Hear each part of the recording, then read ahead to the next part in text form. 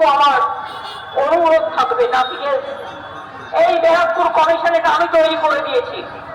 এখন যারা চেয়ারে বসে বিজেপির দালালি করছেন তাদের জানা উচিত ওই চেয়ারটাও আমি তৈরি করে দিয়েছি।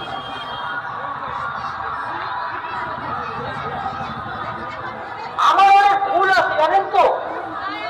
এই আপনাদের এখানে যে প্রার্থী হয়ে দাঁড়িয়েছে একে আমি দুধ করা দিয়ে তারপরেও পুষেছি।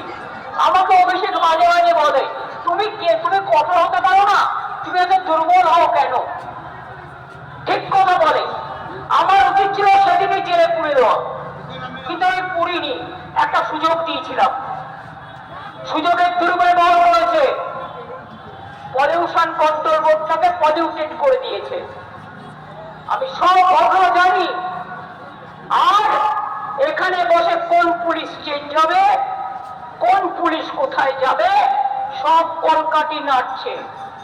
তোমার যে দিল্লিতে কত টাকা আছে, এখানেও কত টাকা আছে, ইন্ডাস্ট্রি থেকে কত টাকা নিয়েছো তার হিসেবও কিন্তু কারায় গন্ডায় আমার কাছে আছে, এটুকু জেনে রেখে দিও। তুমি আমার কাছে টিকিট চেয়েছিলে, আমি দিইনি। কেন দেব? তোমাদের মতো চোর ডাকাতদের টিকিট আমি দিই না।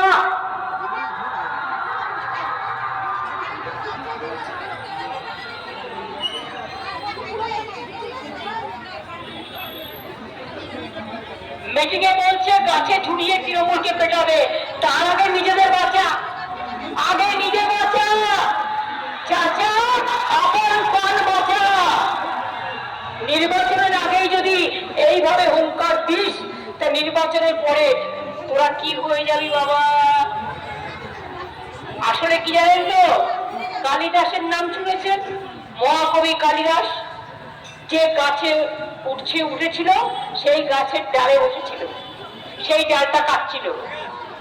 এরাও হচ্ছে যে গাছের ডালে বসে আছে সেই ডালটা কাটছে। আরে বিজেপি থাকবে না তো তুই যাবি কোথেকে? 3 দিন আগে তো লোকসভায় হেরেছে, ঝাঁকা ঘষে দিয়েছি মুখে, বাংলাকে